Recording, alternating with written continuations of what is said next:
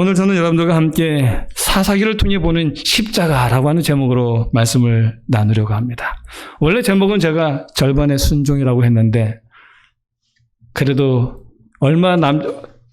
많은 부분 아니 짧은 부분이지만 그 십자가가 너무 감사해요. 우리가 봐야 될 십자가이기 때문에 제가 사사기를 통해 보는 십자가라고 하는 제목으로 말씀을 나누겠습니다. 사사기 1장 19절에 있는 말씀을 보시겠습니다. 사사기 1장 19절 여호와께서 유다와 함께 계셨으므로 그가 산지 주민을 쫓아내었으나 골짜기의 주민들은 철병거가 있으므로 그들을 쫓아내지 못하였으며. 아멘. 사사시대는 여호수아가 죽은 이후에 이스라엘 백성들의 가나안 점령 속에 나타난 그들의 믿음을 이야기하는 책입니다. 가나안 점령에서 보여지는 그들의 믿음을 기록한 것이 바로 사사기입니다. 그런데 여호수아는 죽기 전에 이스라엘 백성들에게 분명한 교훈을 주었어요. 너희가 가나안을 점령할 수 있는 유일한 비결이 있다라고 말하고 있습니다. 가나안 정복의 비결을 그들에게 가르쳐 줍니다. 여호수아서 1장 8절과 23절에 보면 이렇게 기록을 해요. 이 율법책을 내 입에서 떠나지 말게 하며 주야로 그것을 묵상하여 그 안에 기록된 대로 다 지켜 행하라. 그리하면 내 길이 평탄하게 될 것이며 내가 형통하리라.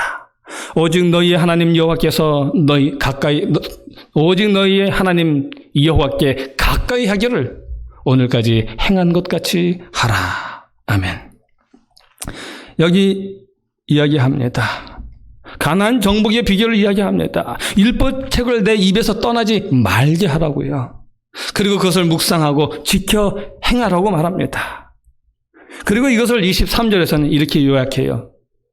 너희 하나님 여호와께 가까이 하기를 오늘까지 행한 것 같이 행하라. 가나안 정복의 비결은 말씀에 대한 순종과 믿음입니다. 그리고 하나님을 가까이 하는 것이 가나안 정복의 유일한 비결입니다. 그것이 그들의 군사작전이었어요.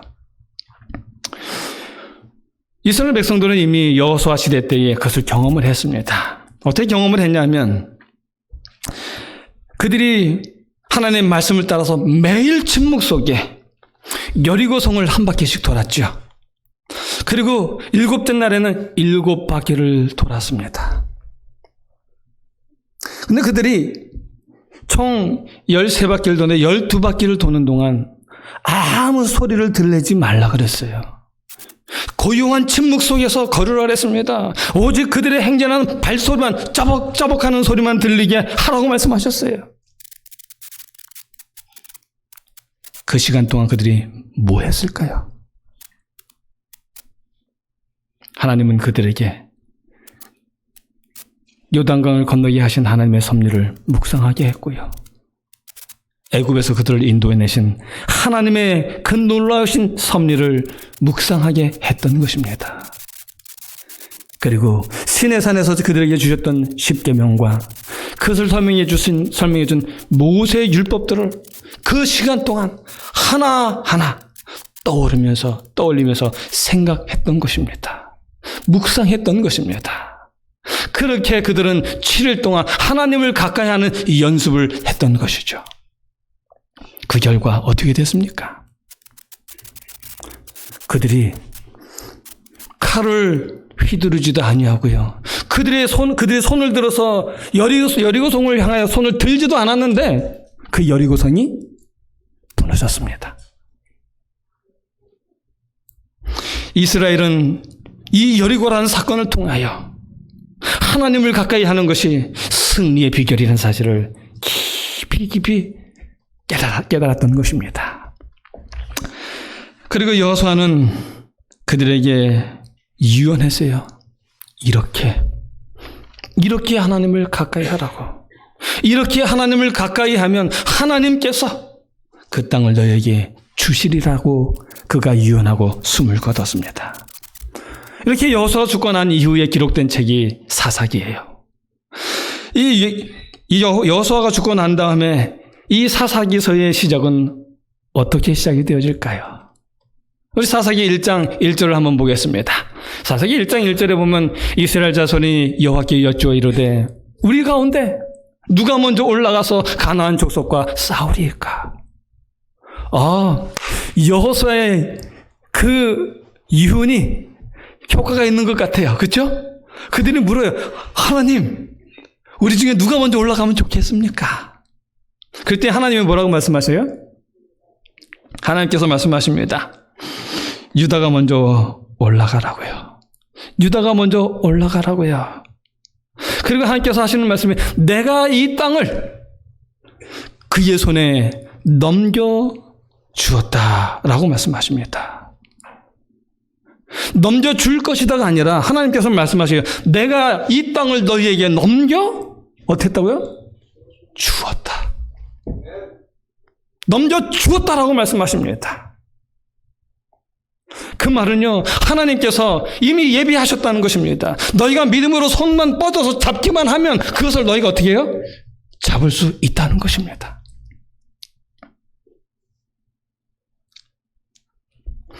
하나님은 이미 다 계획이 있으십니다. 그래서 유다가 이에 순종합니다.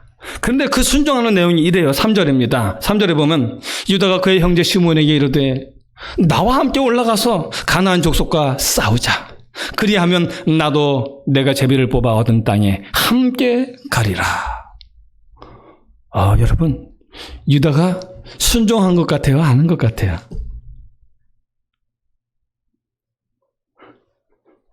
어떻습니까? 여러분 보실 때 순종입니까? 불순종입니까? 여러분이 보실 때 성공입니까? 실패입니까? 예, 이것은 실패입니다. 우리 최현희 집사님 말씀하셨어요. 반반, 절반의 순종입니다.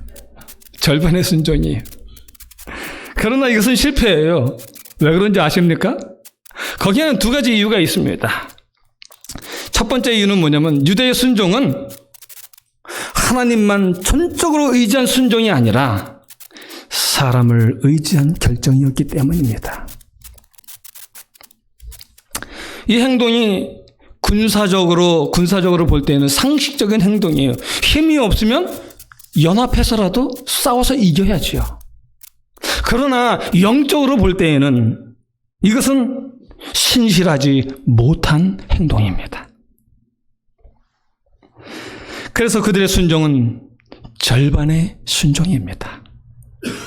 그 다음 두 번째 이유가 있는데요. 그 두 번째 이유는 19절에 나옵니다. 19절입니다. 여호와께서 유다와 함께 계셨으므로 그가 산지 주민을 쫓아내었으나 그 다음 말이 중요해요. 골짜기의 주민들은 철병거가 있으므로 그들을 쫓아내지 못하였으며. 여기 이야기합니다. 유다가 산지 주민들은 다 쫓아냈다 그래요. 그런데 어디 주민 쫓아내지 못했어요? 골짜기, 평지에 있는 주민들은 내어쫓지 못했다라고 말합니다. 왜요? 왜 내어쫓지 못했습니까? 이야기합니다. 철병거가 있어서 쫓아내지 못했다라고 말합니다.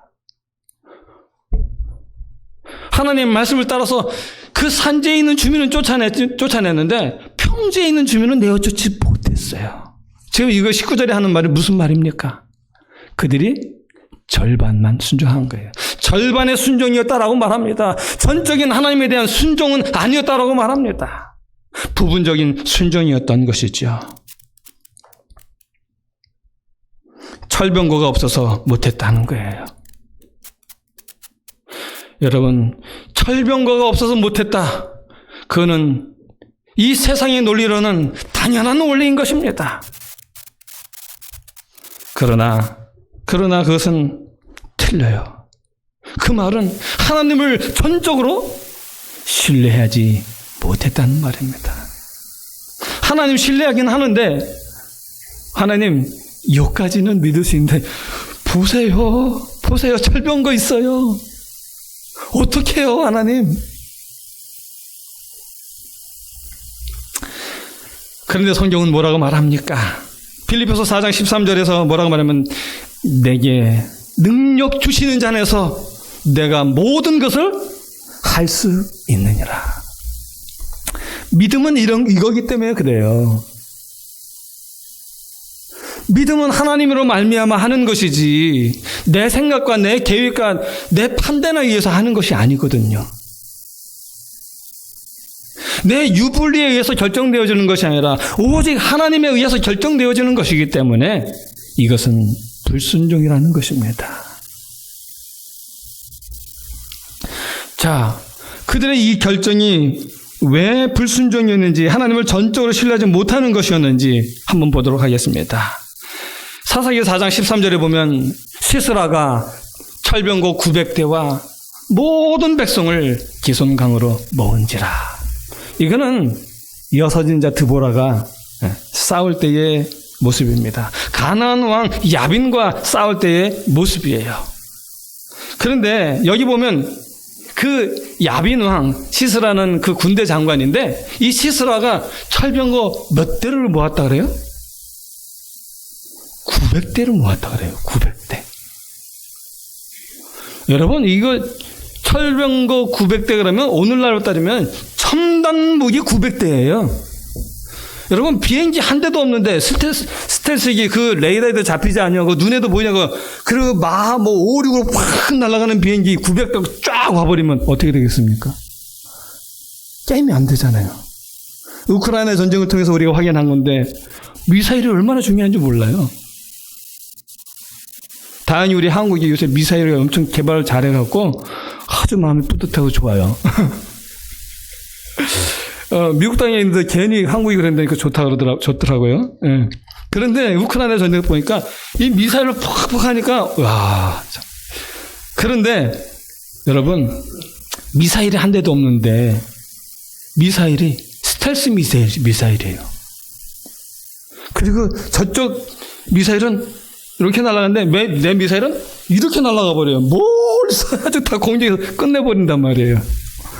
게임이 안 되는 거예요. 우리 흔한 말로 요새 말로는 게임 체인저예요. 완전히 그거는.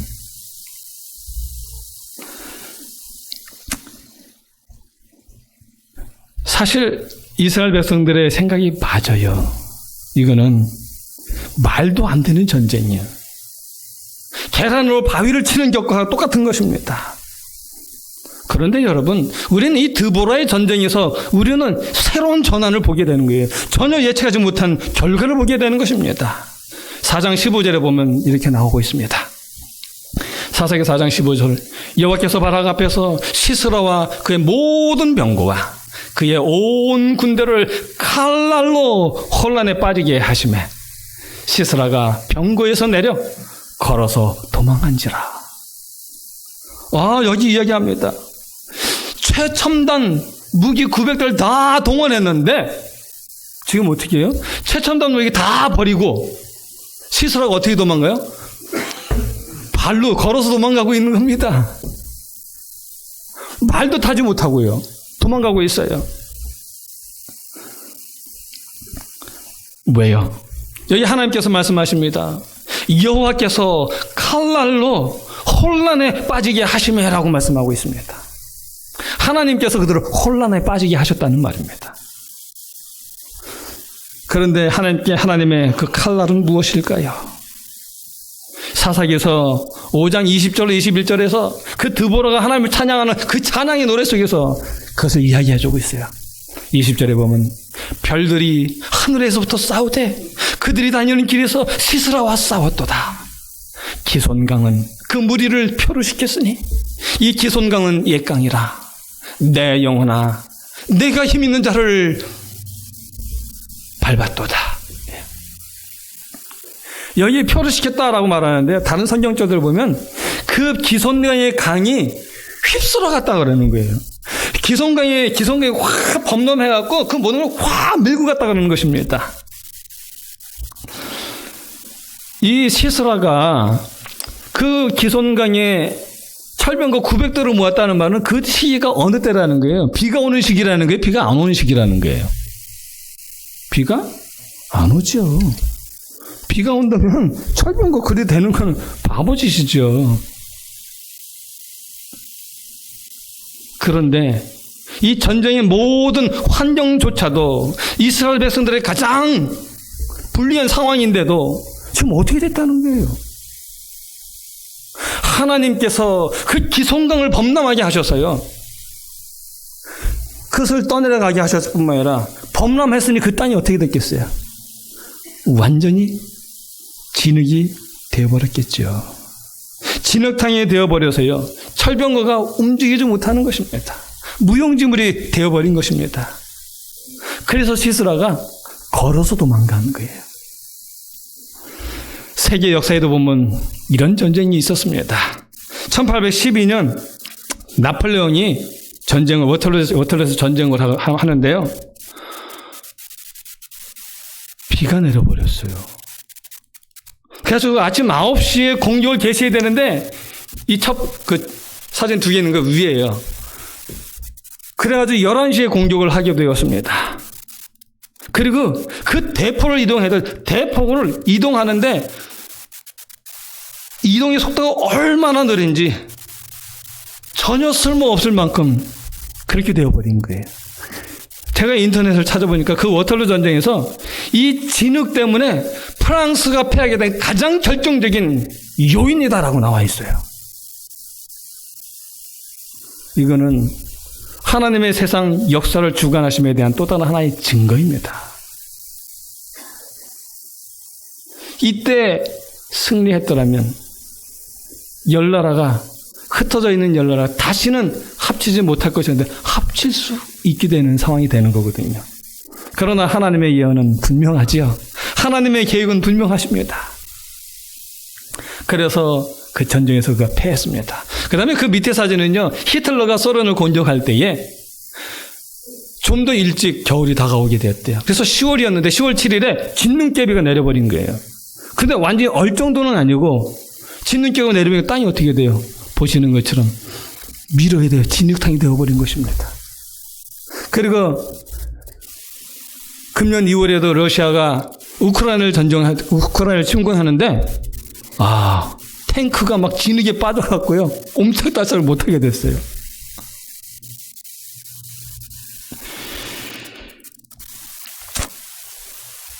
하나님은 이미 계획이 있으셨어요.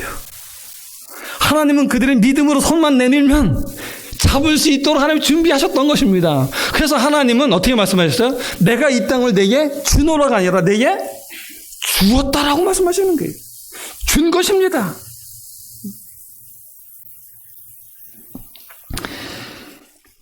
그의 옷자락에 손만 대어도 나으리라는 여인의 믿음처럼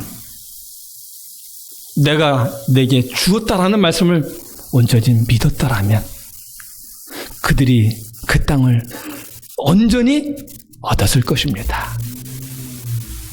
그러나 유다는 하나님을 온전히 믿지 못했습니다. 그는 전쟁에 나갈 때에 하나님께 순종하기는 하는데 한 사람의 힘이라도 더 모으려고 얼마나 애를 썼는지 몰라요. 같이 갈래? 같이 갈래? 같이 갈래?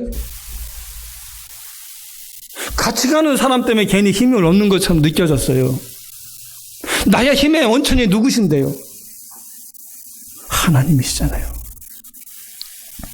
그 다음에 또 철병거가 나타났습니다. 그 철병거를 바로 바라보면서 현실 앞에 놓여있는 그 두려움과 문제 앞에 그들은 타협한 것입니다.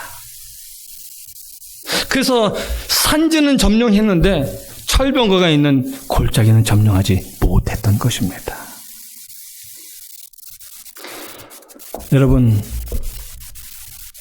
사사기 1장에 기록된 이 유다의 이야기는 절반의 순종입니다. 그런데 여러분 아십니까?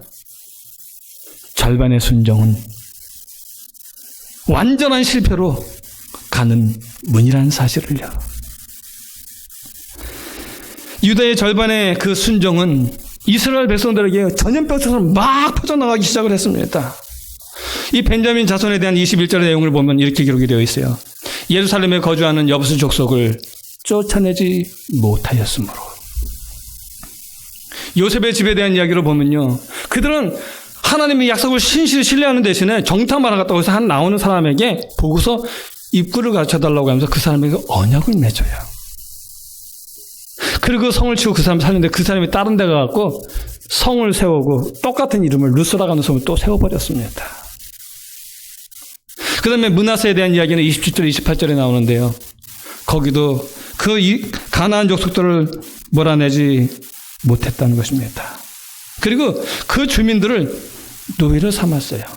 왜요?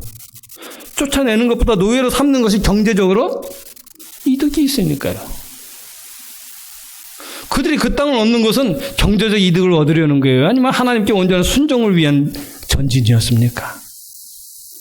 경제하고는 상관이 없어요. 편의에 굴복한 절반의 순종이었습니다. 그 다음 에브라임 족속입니다. 그 에브라임 족속에 대해서도 이야기를 해요. 그들이 그 가나안 족속을 쫓아내지 못했기 때문에 가나안 족속이 그들과 함께 거하게 되었다. 그 다음에 스불론 족속도요. 그 사람들을 오히려 노역하게 만들었다 얘기하고요. 또 아셀 족속은 더 심합니다. 가나안 족속이 그들 중에 거한 게 아니라 그들이 가나안 족속 속에 거했다라고 이야기하고 있어요. 그 다음에 납달리에 대한 이야기입니다. 납달리도 주민을 쫓아내지 못하고 가나안 족속 가운데 거주하였다. 그 다음에 마지막으로 단지파입니다. 이 단지파는 아주 웃겨요. 어떻게 됐습니까? 그들을 쫓아낸 것이 아니라 자기들이 어떻게 됐어요? 오히려 산지로 쫓겨났어요. 여러분, 사사기 1장의 내용, 절반의 순종으로 시작한 유다의 이야기가 마지막인 단지파의 모습 속에서 보면서 무엇을 느끼십니까? 이렇게 해서 이스라엘 백성들의 그 앞길에는 마치 지뢰가 묻혀 있는 것처럼 그들은 모든 삶의 한 면에서마다 그 지뢰가 폭발하기 시작하는 거예요. 완전한 패배입니다. 완전한 패배예요. 그리고 그 완전한 패배에 대한 하나님의 질책이 2장에 나타납니다. 2장 2절로 4절에 보면 너희는 이 땅의 주민과 언약을 맺지 말며 그들의 제단들을 헐라하였거늘 너희가 무슨 내 목소리를 듣지 아니하였으니 어찌하여 그리하였느냐. 그러므로 내가 또 말하기를 내가 그들을 너희 앞에서 쫓아내지 아니하리니 그들이 너희 옆구리에 가시가 될 것이며 그들의 신들이 너희에게 올무가 되리라 하였노라. 여호와의 사자가 이스라엘 모든 자손에게 이 말씀을 이르매 백성이 소리를 높여 운지라. 여러분, 가시가 되고 올무가 된다는 것은요, 이스라엘이 그 대적 가나안인들로부터 인하여 상처와 고통과 괴로움을 입게 될 것이라는 사실을 이야기하고 있는 것입니다. 절반의 순종으로 인해 이스라엘은 가나안 정복을 실패하게 됩니다. 그러므로 절반의 순종은 완전한 패배라고 말할 수 있는 것입니다. 우리는 이스라엘의 절반의 순종을 통해서 배우는 교훈이 있습니다. 하나님은 우리 삶의 일부의 영역이 아니라 우리의 모든 전 영역에서 하나님의 주권을 행사하기를 원하십니다. 하나님은 우리의 삶 전부를 하나님께 감사와 사랑의 순종으로 드리기를 요청하고 계시는 것입니다. 왜냐하면 그 부분적 순종은 우리를 실패로 이끌고요, 완전한 불순종으로 이끌어내기 때문입니다. 그래서 하나님이 우리를 승리로 이끌기 위해 하나님은 우리의 모든 삶에 개입하기를 원하시고 그 모든 삶의 주인이 되기를 원하시는 것입니다. 그리고 이 실패로 인하여 하나님과 이스라엘 사이에 실패에 대한 작은 논쟁이 생깁니다. 그 논쟁이 1장 19절에 보면 이렇게 말씀하고 계세요. 여호와께서 유다와 함께 계셨으므로 그가 산지 주민을 쫓아내었으나 골짜기의 주민들은 철병거가 있으므로 그들을 쫓아내지 못하였으며. 그 다음에 2장 2절입니다. 2장 2절에 보면 너희는 이 땅의 주민과 언약을 맺지 말며 그들의 제단들을 헐라하였거늘 너희가 내 목소리를 듣지 아니하였으니 어찌하여 그리하였느냐. 여기 1장에서 이스라엘 백성들은 말해요. 하나님, 우리가 안 한 게 아니라 못했어요. 순종을 안 한 게 아니라 순종했어요.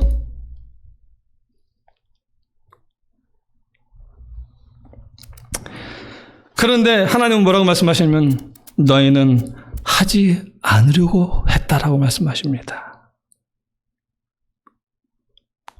이스라엘 백성들은 하나님께 순종하고 최선을 다했는데 그 마지막에 못한 타당한 이유를 하나님께 이야기하고 있습니다. 하나님 그것만 못했지 다 했잖아요. 그거 하나만 못했어요. 그러나 하나님은 이야기하십니다. 핑계 대지 말라고요. 다 핑계라고 말씀하십니다. 왜요? 왜 그렇습니까? 하나님은 미쁘사 우리가 감당하지 못할 시험을 당하지 않게 하시기 때문에, 허락지 않으시기 때문입니다. 하나님은 우리가요 절대로 순종할 수 없는 그곳에 그 자리에 두지 않으시는 분이에요.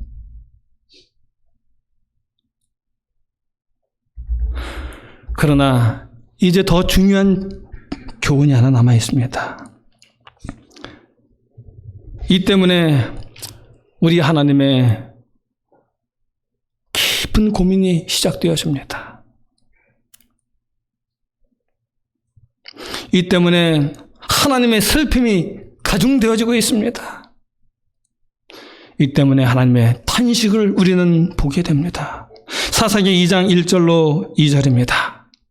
여호와의 사자가 길갈에서부터 복임으로 올라온 말하되 내가 너희와 함께한 언약을 영원히 어기지 아니하리니. 2절입니다. 너희는 이 땅의 주민과 언약을 맺지 말며 그들의 제단들을 헐라하였거늘 너희가 내 목소리를 듣지 아니하였으니 어찌하여 그리하였느냐. 하나님 말씀하셔요. 하나님 말씀하십니다. 나는 나의 언약을 절대로 깨뜨리지 아니하겠다고 말했다. 그리고 내가 또 말했다. 만일 내가 그 민족들과 타협한다면 내가 그 나라들을, 그 민족들을 몰아내지 않겠다고 내가 말을 했다. 그리고 기억하겠지? 나 분명히 너에게 약속했다. 내가 너에게 그 온 땅을 주겠다고 약속했는데 그러나 너희가 순종하지 아니하면 그 땅을 내가 너에게 주지 않겠노라고. 내가 너희를 축복하겠다고 말했지만 그러나 너희가 순종하지 아니하면 축복할 수 없노라고 내가 말했다고. 그런데 어찌하여 너희가 그렇게 했느냐? 왜 너희가 그렇게 했느냐? 너희가 나에게 고통을 안기고 있다고 말씀하시는 거예요. 이 문제를 나로 하여금 어떻게 해결하라고?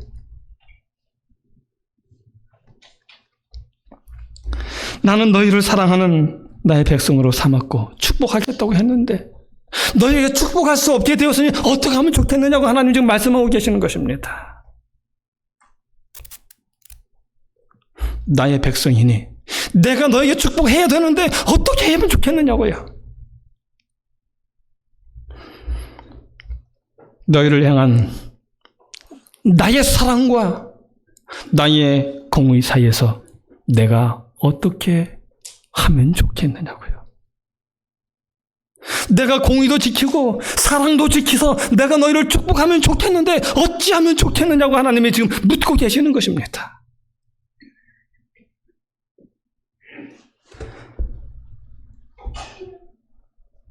그런데 우리가 하는 것처럼 하나님은 사랑이십니다. 하나님은 정말 신실하신 분이십니다.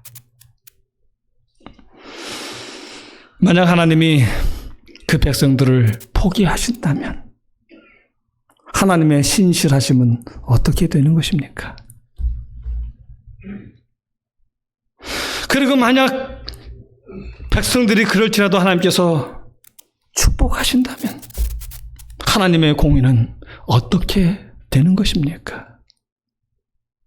하나님은 어떻게 하시면 좋겠습니까? 나의 사랑하는 백성을 향한 그 하나님의 사랑은 너무나 절절한데 버릴 수 없는 그 백성들이고 저주할 수 없는 그 백성들이고 죽음에 내어버릴 수 없는 그 백성들인데 어떻게 하면 좋겠습니까?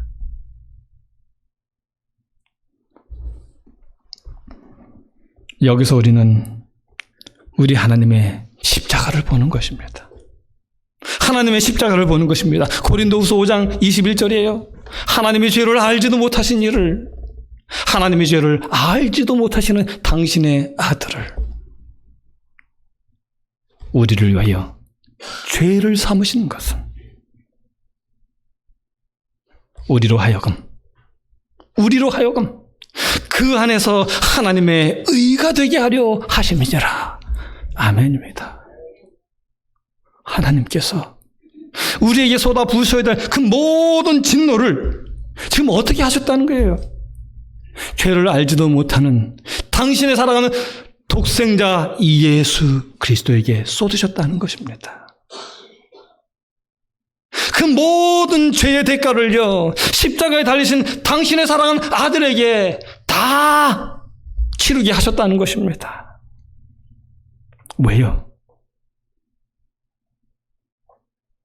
하나님이 예수 그리스도 안에서 우리를 하여금 의가 되게 하시기 위해서요. 하나님의 축복받는 아름다운 백성이 되게 하시기 위해서 하나님께서 우리에게 내려질 그 진노를 십자가 안에서 다 이루셨다는 것입니다.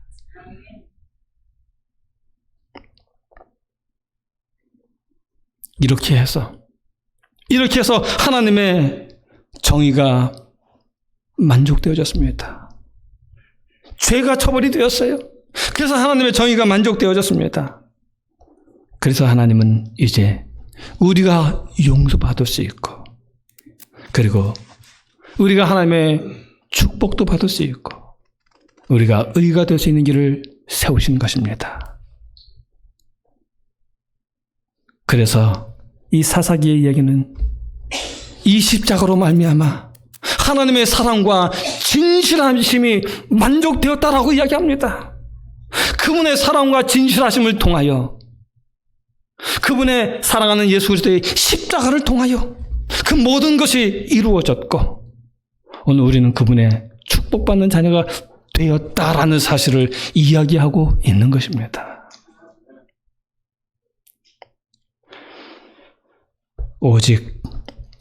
오직 십자가를 통해서만 하나님은 자기도 의로우시며 또한 예수 믿는 자를 의롭게 하실 수 있습니다.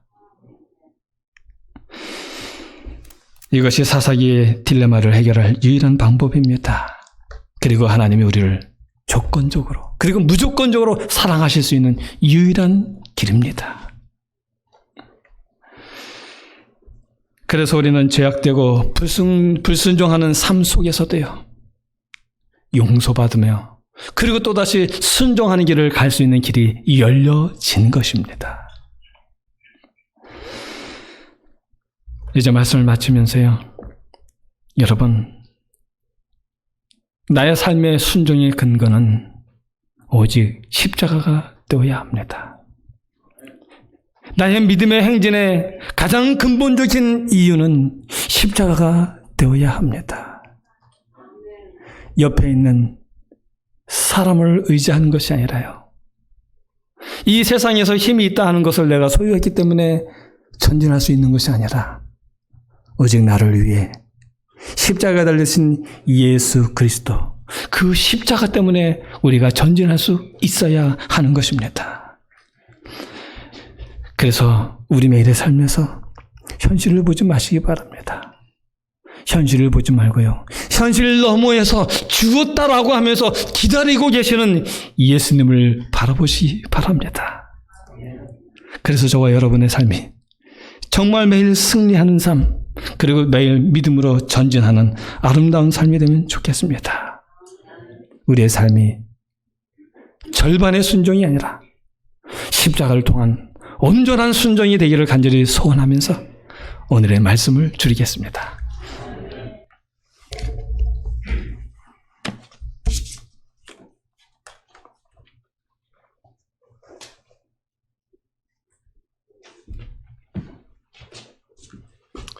연금 위하여 기도드리겠습니다. 하늘에 계신 아버지, 주님의 것 열의 하나를 구별하여 드립니다. 또 이 시간에 바쳐진 모든 헌금이 주님의 사업을 위해서 귀하게 사용될 수 있도록 축복하여 주시옵소서. 예수님 이름으로 기도드립니다.